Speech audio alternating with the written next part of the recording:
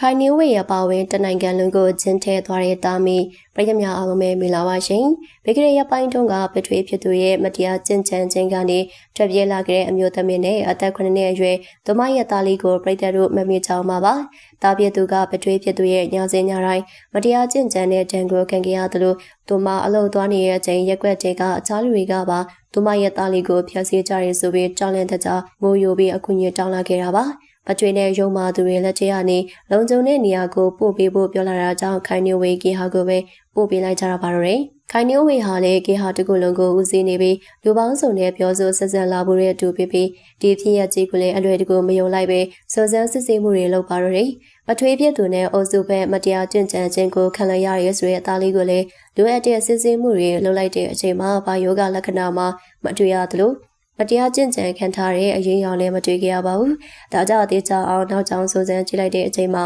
သူမတို့သားမီးနှစ်ယောက်ကိုဘသူကမှအနိုင်ကျင့်နှိမ့်ဆက်တာမျိုးတွေမရှိပဲမိခင်ဖြစ်သူအမျိုးသမီးကစိတ်ကျမရေးမကောင်းတာကိုသိရှိခဲ့ရတာပါ။နောက်ပြီးမိခင်ဖြစ်သူရဲ့မိဘဆွေမျိုးတွေကိုလည်းစိုးစမ်းသိရှိခဲ့တာကြောင့်ခိုင်နေဝေကသူမကိုယ်တိုင်ဒီသားမီးနှစ်ယောက်ကိုမိဘဆွေမျိုးတွေလက်ထဲအနှံလိုက်တာပဲဖြစ်ပါတယ်။တကယ်တော့အဆိုပါမျိုးသမီးဟာမိုးရစေးရသုံးပြီးညတွေမအိပ်တာကြောင့်စိတ်ကစစ်ကလျာယောဂကိုခံစားနေရတယ်လို့တစ်ဖက်မှာလည်းနှလုံးယောဂလည်းရှိနေသေးတာပါ။ဒါကြောင့်အရင်ကလေးကသူမစိတ်ထဲထင်ရမြင်ရတွေကိုရှောက်ပြောနေကြတာဖြစ်ပါတယ်။ရက်ွက်တရားလူတွေနဲ့တပ်ဆိုင်ရာအရာရှိတွေကသူမရဲ့ဆွဆွဲချက်စကားတွေကိုလက်မခံခဲ့တာကြောင့်လူတီရှင်ကြားထွက်လာပြီးထုတ်ပြောခဲ့တာပါ။တာပြည့်သူကလည်းအမှန်တကယ်အနိုင်ကျင့်ခံတာမဟုတ်ပဲမိခင်ဖြစ်စေခြင်းတဲ့အတိုင်းသာလိုက်ရောပြီးသူ့ရဲ့အမိပြောသမျှကိုထောက်ခံခဲ့တာဖြစ်ပါတယ်။သူမတို့တာမီးနေအောင်လုံးကဘယ်လိုအကြောင်းတွေကြောင့်အခုလိုဆွဆွဲပြောဆိုကြလဲဆိုတာတော့မသိပါဘူး။မိမတွေရဲ့ပြောစကားအရတော့ပထွေဆိုသူအမျိုးသားကတာမီးနေအောင်လုံးကိုလောက်ကန်ကျွေးနေတဲ့သူလို့သိရပါတယ်။ကလေးပေါ်မှာလည်းဖခင်စိတ်ရှိပြီး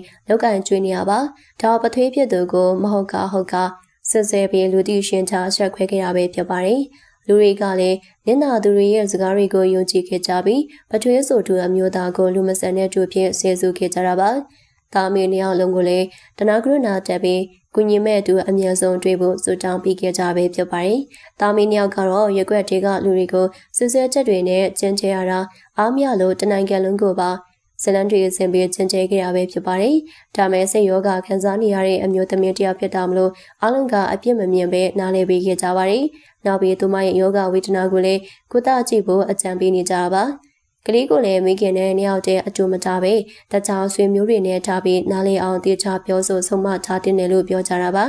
အခုချိန်မှာတော့ဆိုပါတာမီးနှစ်ယောက်ကိုအမျိုးသမီးရဲ့မိဘတွေကအတူနေပြီးစောင့်ရှောက်ထားတော့မှာပါတချို့လူတွေကတော့တနိုင်ငံလုံးသူတို့တာမီးနှစ်ယောက်ကိုတနာသွားအောင်ဇလန်စင်ပြီးပြောနိုင်လို့ညံကောင်းနေဆိုပြီးအရှင်ဖောင်းနေကြပါဘာပဲပြောစိတ်ယောဂခံစားနေရတဲ့တာလီရဲ့မိခင်လည်းအမြန်ဆုံးပြန်ကောင်းလာပါစေနော်ပရိသတ်တို့အနေနဲ့ရောစိတ်ယောဂကြောင့်ဇလန်တွေစင်ပြီးတနိုင်ငံလုံးကိုကျင်းထဲသွားတဲ့သားမီးပေါ်အမြင်လေးတွေကိုလည်းပြောပေးခဲ့ကြပါဦးနော်။ဟုတ်ကဲ့ပါရှင်ဒီနေ့တင်ဆက်ပေးသွားတဲ့အကြောင်းလေးကတော့ဒီလောက်ပါပဲရှင်။နောက်ထပ်လေးစိတ်ဝင်စားဖို့ရကြောင်းဒီနေ့တူပြန်လာခဲ့အောင်မှာဖြစ်လို့အသစ်သစ်တော်ပရိတနာမလို့တန်သိရှိနိုင်ဖို့အတွက်ဘေးနာချက်ပေးခလုံးလေးကိုလည်းနေထားပေးကြပါအောင်ရှင်။အဆုံးထိအပေးကြည့်ရှုမှုတွေလည်းကျေးဇူးအများကြီးတင်ပါတယ်ရှင်။ကျွန်တော်တို့ page လေးကိုလည်း like follow ထားပေးကြပါဦးနော်။